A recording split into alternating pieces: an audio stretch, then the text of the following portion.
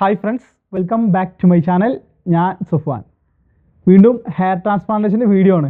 നിങ്ങൾ കരുതിയിട്ടുണ്ടാവും ഒരു കൊല്ലത്തെ റിസൾട്ടൊക്കെ കഴിഞ്ഞപ്പോൾ നിർത്തി പോയില്ല കേട്ടോ. ഇനി വരും വീഡിയോസ് കുറേ. അപ്പോൾ ഇനി എന്താണ് ചെയ്യാനുള്ള വെച്ചാൽ റിസൾട്ട് കാണിക്കുന്നതാണ്. ഒരു വർഷം കഴിഞ്ഞിട്ട് ഇനി കൊയ്യുണ്ടോ, എന്താ പറയുക, ഇതിലേറെ തിക്നെസ് കൂടുണ്ടോ, അതൊക്കെയാണ് നോക്കണത്. അതോടൊപ്പം തന്നെ ഞാൻ ഈ ഒരു വർഷം എങ്ങനെയാണ് പോയതെന്ന് നോക്കട്ടോ. ഞാൻ ട്രാൻസ്പ്ലാന്റേഷൻ ചെയ്തിട്ട് ഇപ്പോൾ ഒരു വർഷം ഒരു മാസമാണ് ആയത്. അപ്പോൾ അതിൻ്റെ ഒരു ഫുൾ ഓവർവ്യൂ റിവ്യൂ ഞാൻ 6 മാസം കഴിഞ്ഞപ്പോൾ അതേപോലെ ഒരു റിവ്യൂ ഇട്ടിരുന്നു. ഫുള്ളായിട്ടുള്ളൊരു വീഡിയോ 6 മാസം എങ്ങനെയായിരുന്നുള്ളത്, അതേപോലെ ഒരു വീഡിയോ ആണ് നോക്കുന്നത്. വീഡിയോയിലേക്ക് കിടക്കാം.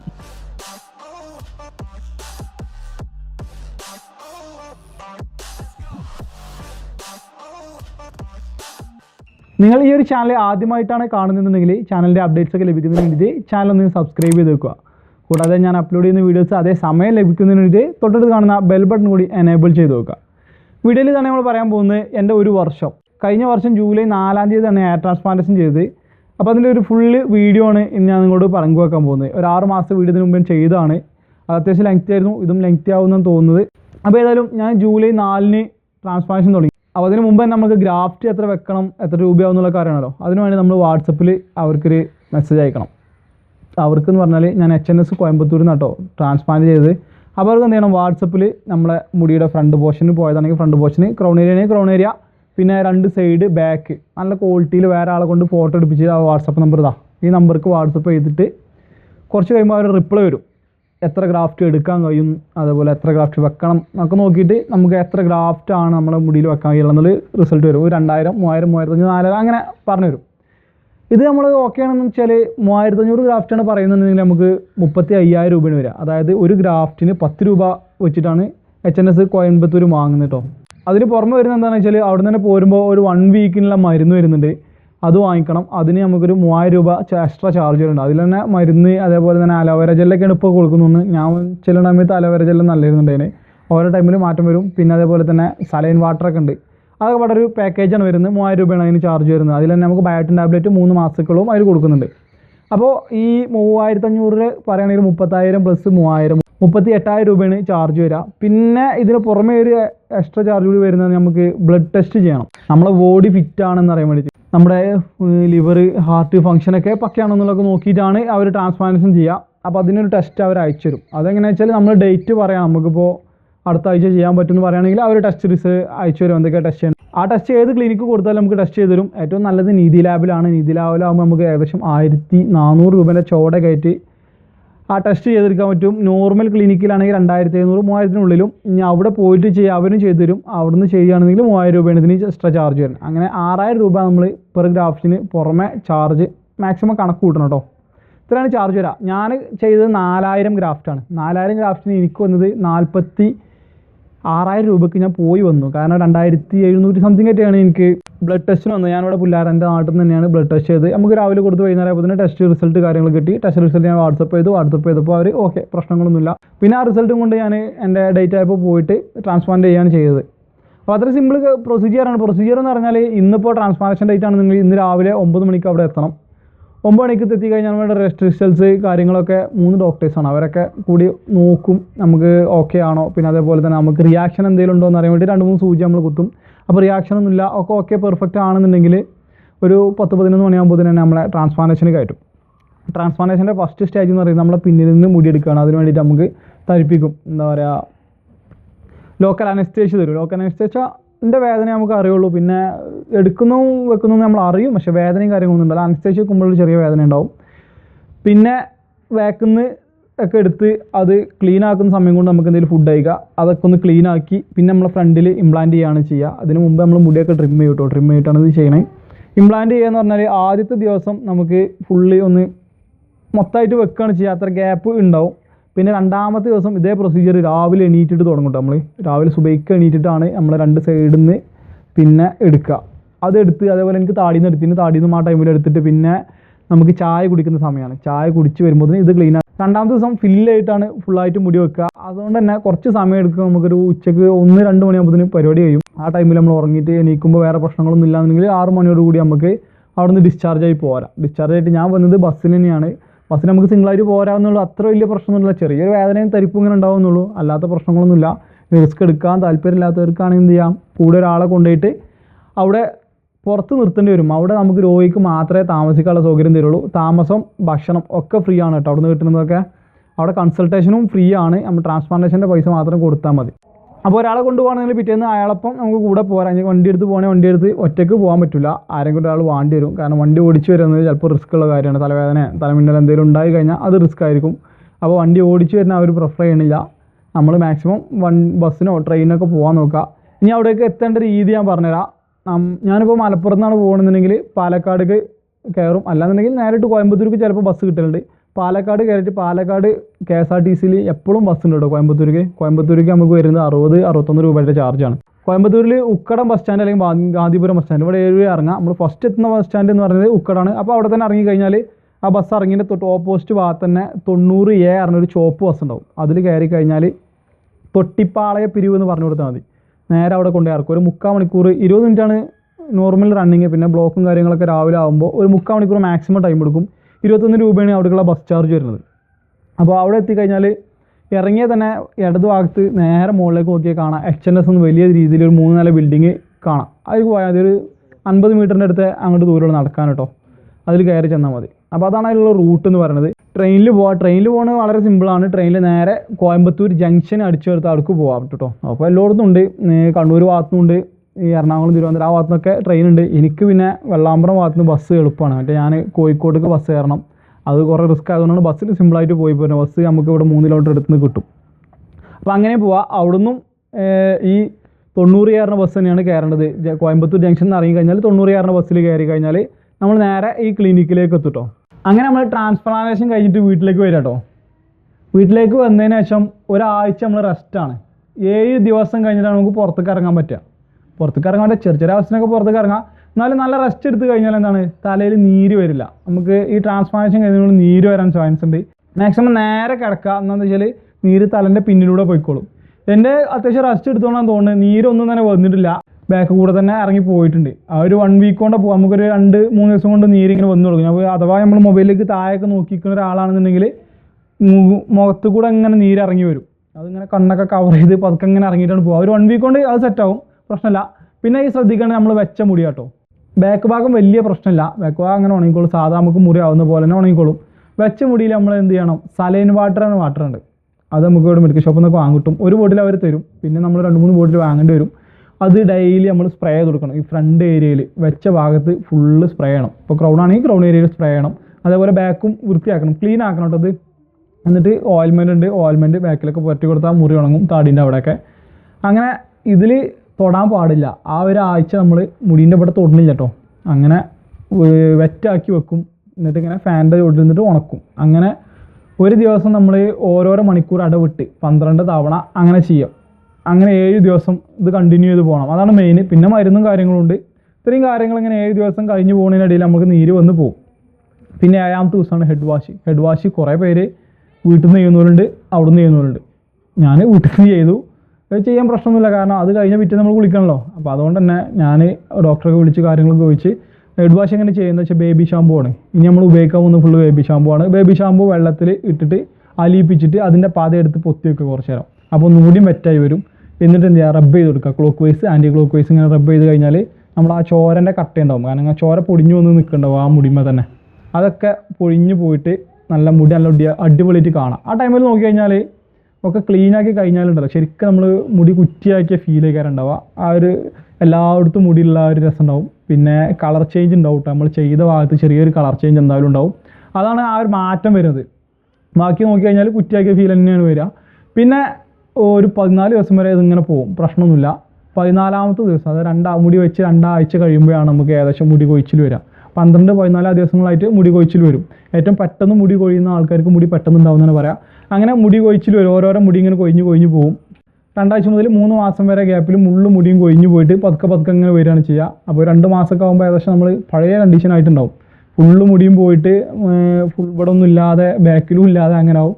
ബാക്ക് കവർ ചെയ്യാൻ നമുക്ക് ശരിക്കും 20 ദിവസം മതി. 20 ദിവസം കൊണ്ട് തന്നെ മുടിയൊക്കെ ഒന്ന് ഇറങ്ങിയിട്ട് നമ്മൾ എന്ത് ചെയ്യും, ബാക്കിൽ എടുത്തോന്നും അറിയാത്ത കോലത്തിൽ സെറ്റാവും.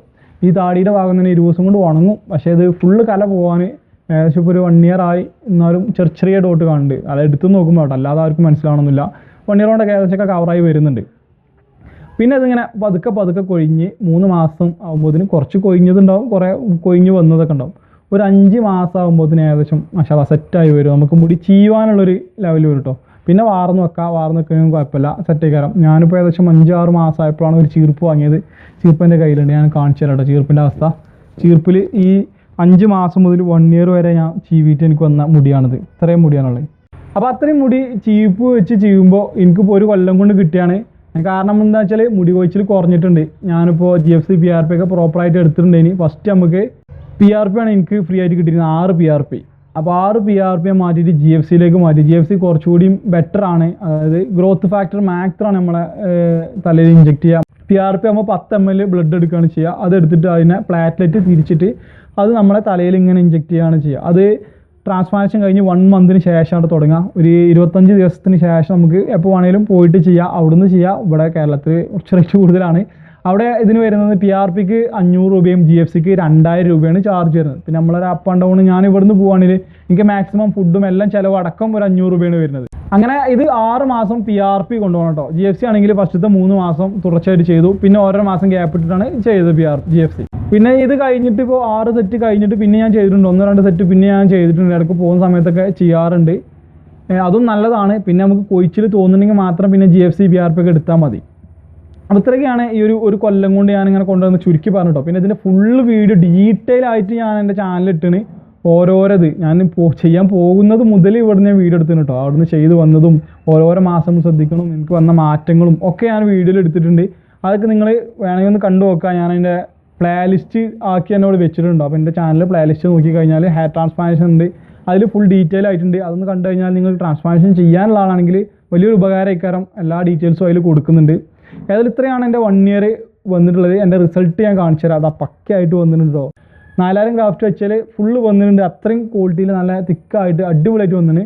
അപ്പോൾ ഞാൻ ചെയ്ത് HNS കോയമ്പത്തൂരാണ്. നല്ല റിസൾട്ട് ഉണ്ട്. ഇപ്പോൾ എൻ്റെത് കഴിഞ്ഞിട്ട് ചെയ്തവരുണ്ട്. ഞാൻ ഷിഹാബ് ഒക്കെ ഒരുമിച്ചാണ് ചെയ്തത്. ഷിഹാബിനൊക്കെ എൻ്റെ എല്ലാ വീഡിയോയിലും നിങ്ങൾക്ക് കാണാൻ പറ്റും. അവനൊക്കെ ഇതേ സെയിം റിസൾട്ട് വന്നിന്.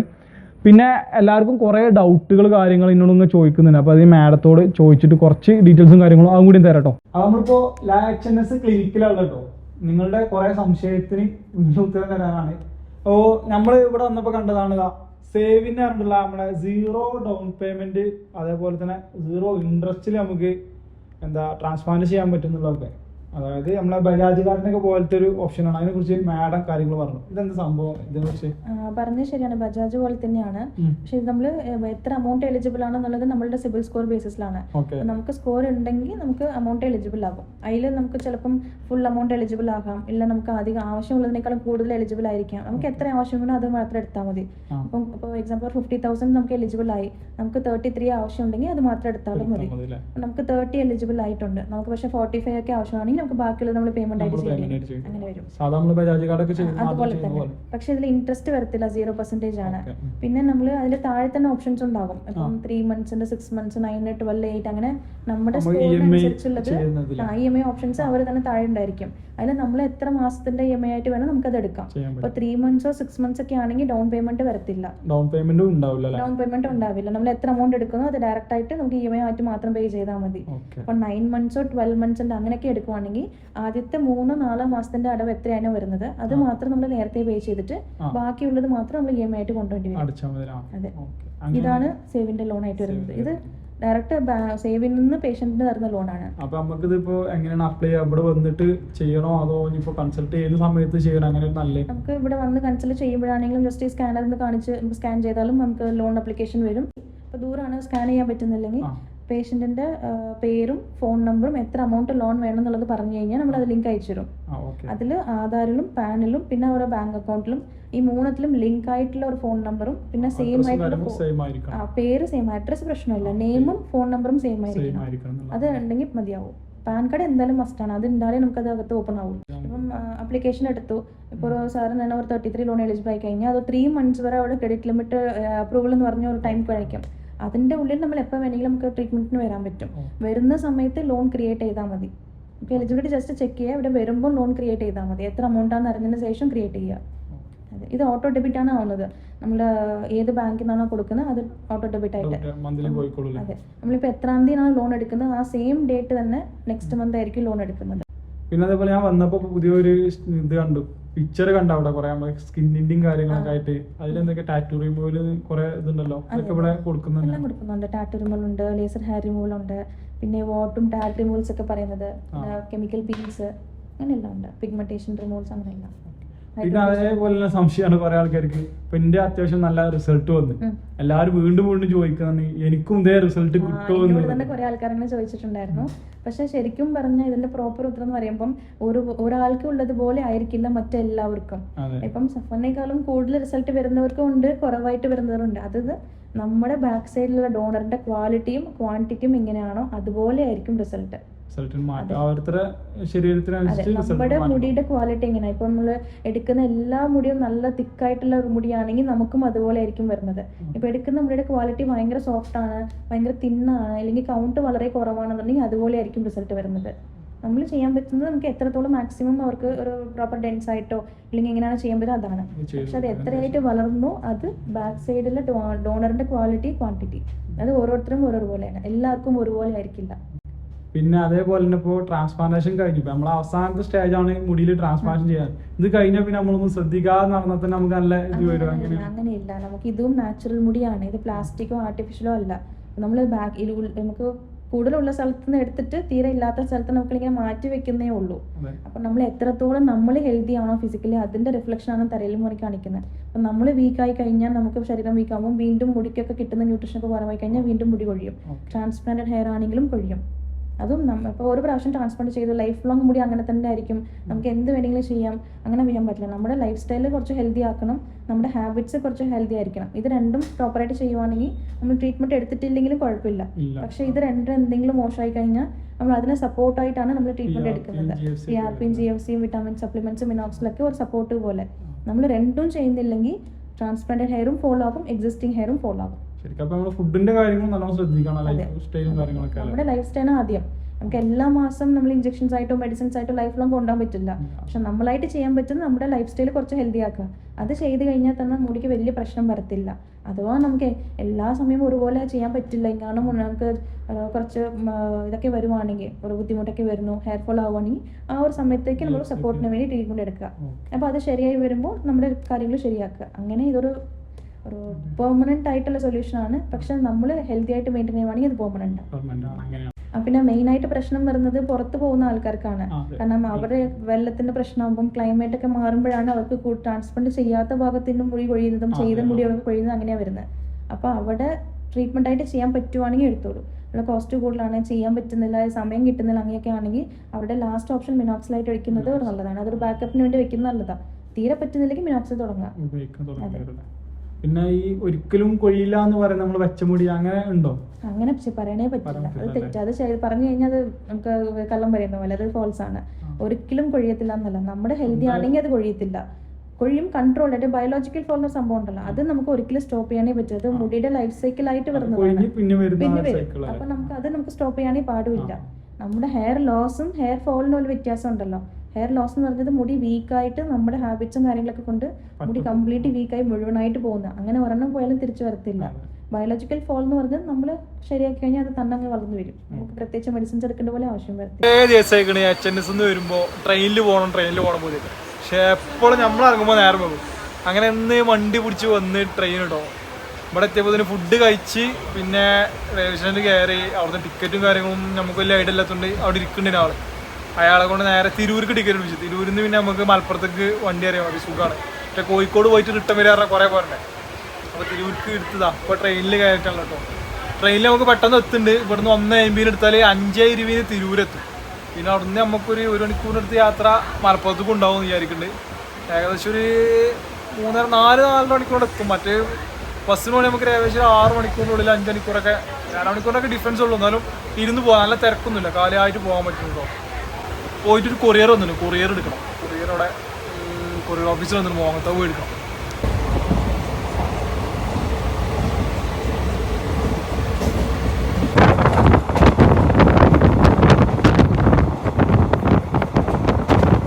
ഒരു കൊറിയർ ഉണ്ട് പറഞ്ഞിട്ട് ഇറങ്ങിയ കേട്ടോ, മോങ്ങത്തെ ഓഫീസ്. സഫ്വാൻ ഒരു കൊറിയർ ഉണ്ട്. സഫ്വാൻ സാധനം കിട്ടിയത് ഷിഹാബ് അയച്ച സാധനം ഉണ്ടത് ഒരു ഓഫീസിൽ വന്നപ്പോൾ അറിഞ്ഞത് സംഭവം. ഹസ്ബി അവൻ്റെ ഇതാണ് ഡ്രസ്സ് നമുക്ക് ഓപ്പൺ ആക്കി കൊടുക്കത്തിൽ ഹസ്ബിൻ്റെ പ്രൊഡക്റ്റായിട്ട് വന്നത് സംഭവം ഷിഹാബ് അയച്ച പ്രൊഡക്റ്റാണിത്. ആദ്യമായിട്ടാണ് ചാനലിലേക്ക് ഒരു ഗിഫ്റ്റ് കിട്ടുന്നത് കേട്ടോ. സംഭവം ഞാൻ അന്ന് ഡെലിവറി ചെയ്തപ്പോൾ തന്നെ ഓനെ വിളിച്ച് സംഭവം ചോദിച്ചാണ്ട് അപ്പോൾ പറഞ്ഞ ഡ്രസ്സാണിത്. ഓന് പുതിയ ഡ്രസ്സിൻ്റെ പരിപാടി തുടങ്ങിയല്ലോ ഹസ്ബിയാൻ്റെ പുതിയ. അപ്പോൾ അതിൻ്റെ ഒരു ഡ്രസ്സ് എനിക്ക് അയച്ചെന്നാണ്. അത് നമുക്കൊന്ന് അൺബോക്സ് ചെയ്ത് നോക്കട്ടോ എത്രയൊക്കെ സാധനം ഉള്ളതെന്നുള്ളത്. ആ പാക്കിങ് അടിപൊളി വെക്കണ്ട. DC കൊറിയർ കൂടെയാണ് അയച്ചിക്കണോനെ. ഇപ്പം എല്ലായിടത്തും കൊറിയർ സർവീസ് ചെയ്യണമെന്നാണ് പറഞ്ഞത്. അതാണ് ബോക്സ്. 3 കൂട്ടം കേട്ടോ. 1 2 3. ഇതിനെ കുഴപ്പമിച്ചിടാനല്ല, ഇത് ലേഡീസ് ഡ്രസ്സാണ്, ജെൻസ് അല്ല. നമുക്ക് ഓപ്പൺ ചെയ്യാം. നല്ല പാക്കിങ് പെട്ടെന്നുണ്ട് ഉണ്ടെന്ന് നോക്കട്ടെ. അതൊന്ന് ഓപ്പൺ ചെയ്ത് നോക്കട്ടോ.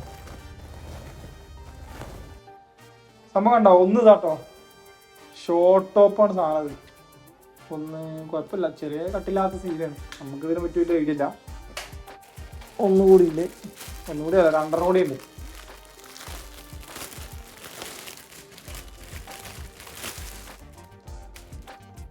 അടുത്തത് ഒരു ബ്ലാക്ക് കിട്ടോ സാധനം കണ്ടോ. ഒന്നുകൂടി ഉണ്ട്, ഇത് വൈറ്റ് ആട്ടത്.